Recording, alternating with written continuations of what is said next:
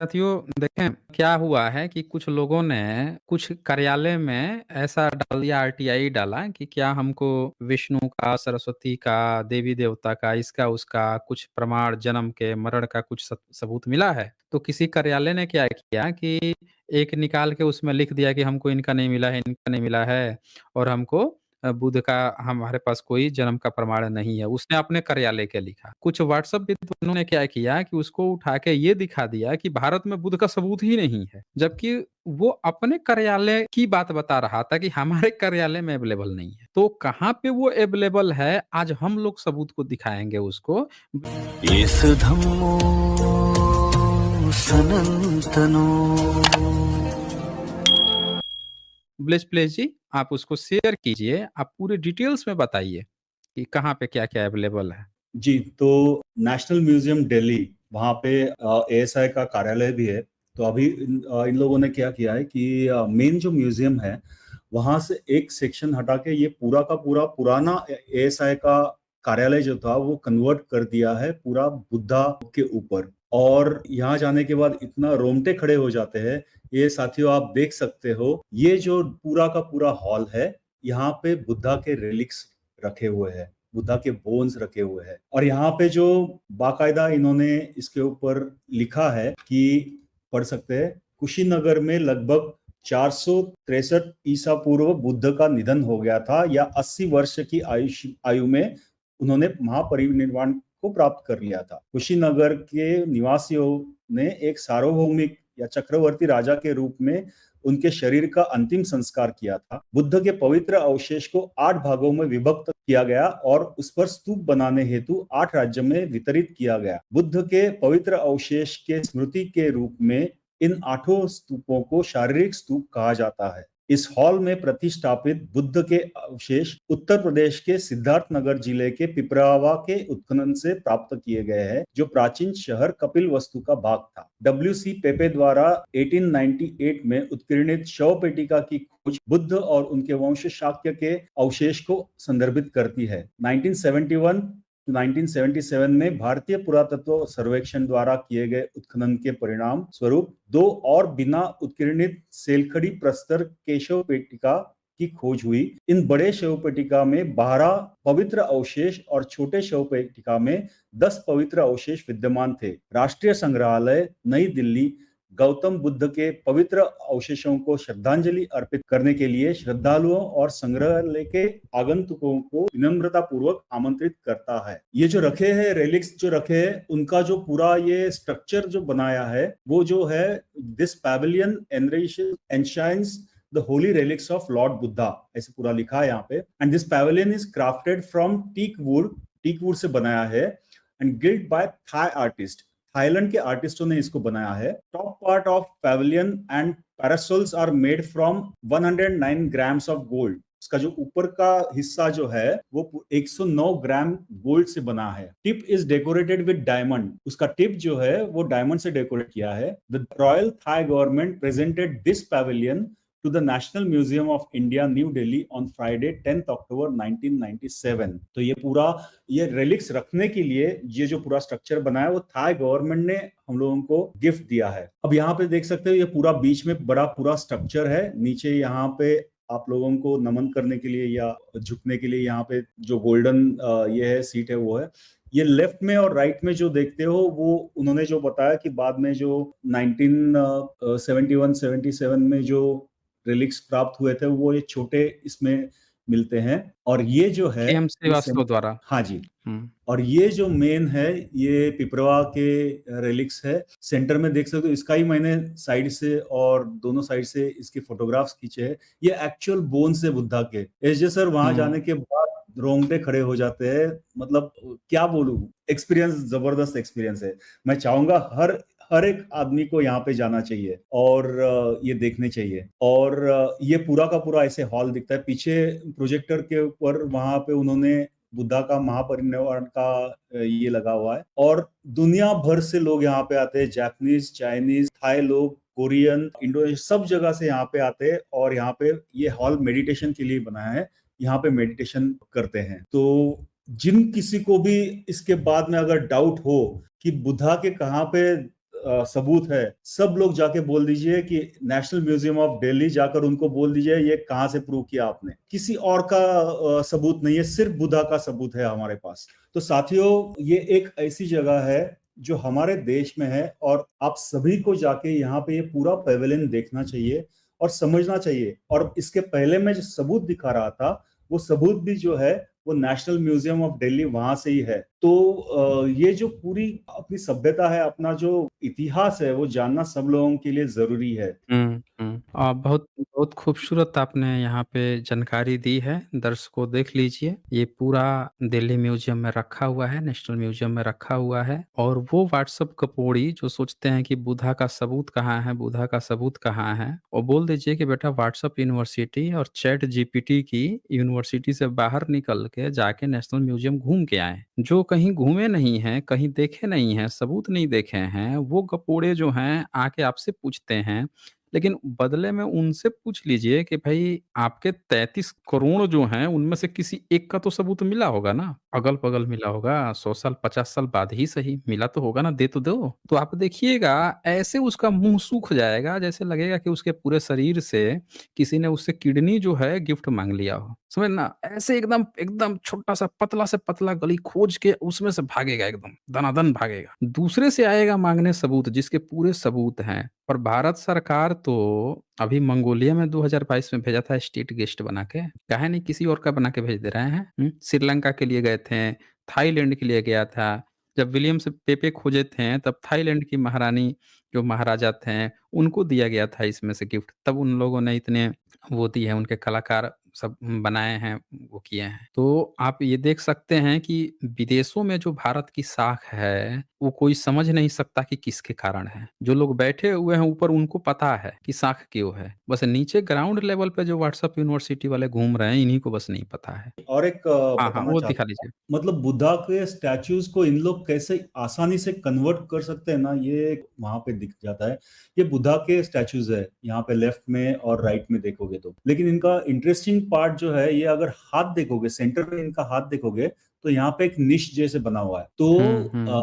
ये एक्चुअली ऐसे था, वहां पे इंक्वायरी की मैंने, तो ऐसे था कि इनकी अलग अलग मुद्राएं जो है, वो हाथ हुँ। डिटैचेबल किया था उन्होंने। और अलग अलग ध्यान पोजीशन में लाने के लिए इनको अलग अलग वो मुद्राएं वहां पे वो हाथ अटैच कर लेते थे अपना जो कर प्राण था। लेते थे। हुँ।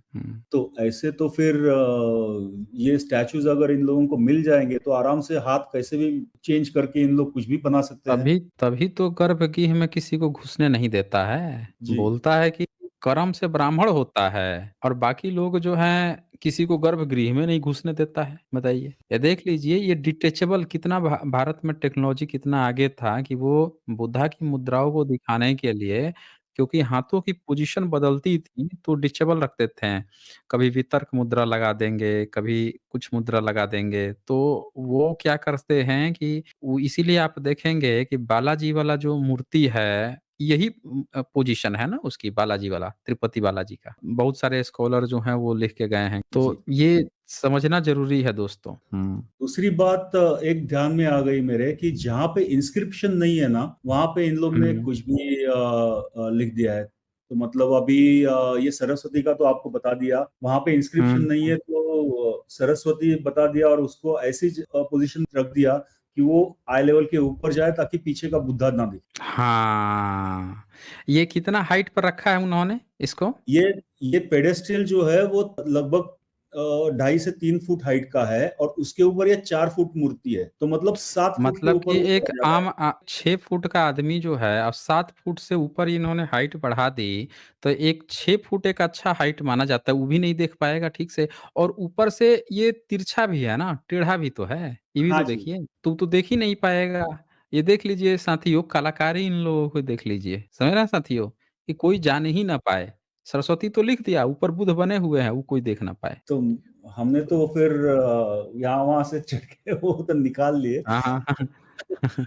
अच्छा, जिन लोगों को डाउट है कि बुद्धा सिर्फ अपने केश और उसमें दिखते हैं, तो ये भी देख लीजिए, 11वीं शताब्दी में पाल वंश का है, लेकिन मुकुटधारी बुद्ध है। अब हम्म एस सर ये बाकी के ऊपर वाली बुद्ध मूर्तियां निकाल दीजिए और इनको गले में हार माला पहना के और कुमकुम वगैरह पहना दीजिए, क्या कुछ भी कर दीजिए, ये हो गए इनके अवतार हो गए। हम्म।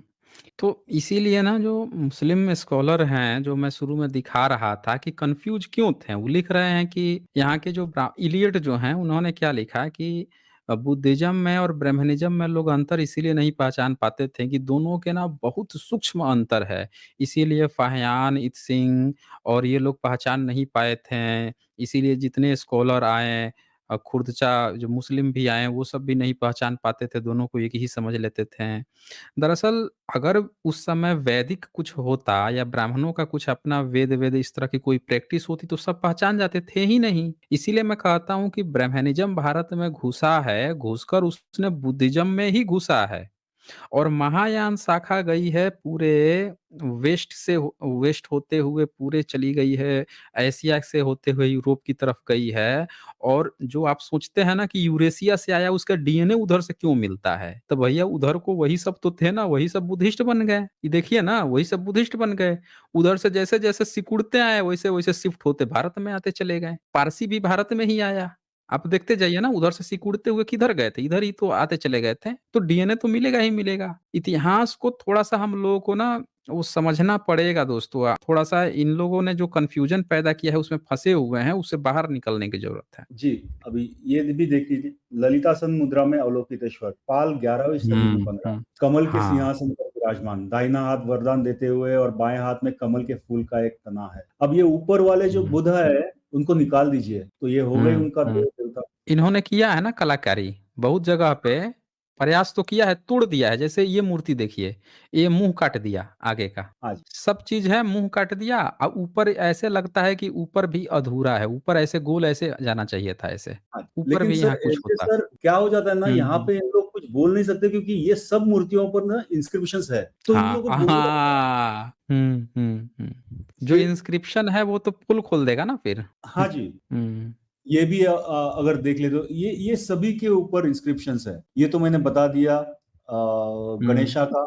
और फिर क्या हो जाता है, जो मैंने ये बता दिया कि ये तीनों मूर्तियां अभी ये पूरे अवलोकितेश्वर बोधिसत्व है, तो हुँ, इस पर इंस्क्रिप्शन है, वहां तो उन लोग बोधिसत्व लिख देते हैं, इस पर मंजूश्री लिख देते हैं क्योंकि इसके ऊपर इंस्क्रिप्शन है। अब इसके ऊपर इंस्क्रिप्शन नहीं है, सेम है, लिख दिया विष्णु। हुँ, हाँ, देख लीजिए, यहाँ कुछ नहीं है, नीचे से टूटा-फूटा जो भी है तो सीधे विष्णु हो गए ये। इसी तरह से अंकोर वाट वाला में कैसे इन्होंने ब्रैकेट करके शिवा लिख दिया, वो नमो बुद्धाय लिखा हुआ है, और वहाँ पे नीचे हाँ, शिवा लिख रहा है।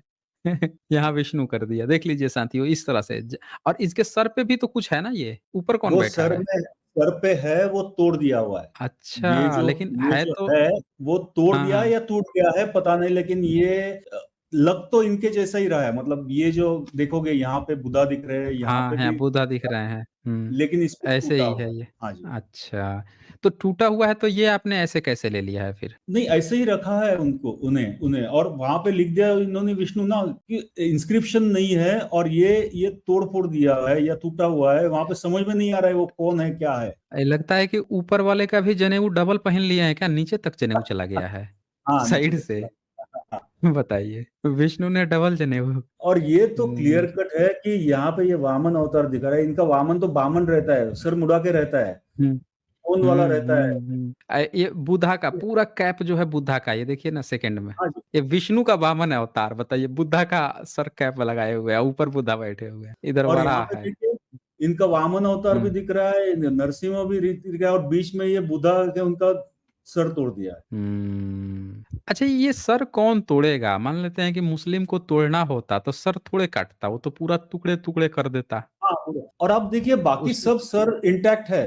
बाकी कुछ नहीं है, हुँ, वही सर क्यों कटा हुआ है। वो पहचान वाला ही सर क्यों कटा हुआ है? जहाँ से पहचान हो रही है वही सर क्यों कटा हुआ है? सोचिए जी। दोस्तों। और मतलब और एक गजब खेला हुआ है जब मूर्तियों के साथ ऐसी विकृति की गई है। सोचिए कि एक इंसान होता है, जैसे बहुजन समाज में आप देखिएगा कि उनके यहाँ कोई भी लड़का अगर गलत काम करते पाया जाए तो कोई भी बहुजन समाज का व्यक्ति सीधे-सीधे प्रेस में कहता है कि उसने गलत किया है, उसको सज़ा मिलनी चाहिए। लेकिन आप वही देखिए ब्राह्मणिज़्म को ये सब सारी चीज़ें देखकर, सबूत को देखकर उसको थोड़ा भी शर्म नहीं आता है। डिफेंड करने पहुँच जाता है। मतलब ब्लेच प्ले जी इसका क्या कारण हो सकता है? कोई इतना बेशर्म कैसे हो सकता है? मतलब एक तो होता है ना कि इंसानियत हो सकती है, मानवता हो सकती है कि हाँ, अगर गलत लग रहा है तो कह दे कि हाँ, ये गलत है।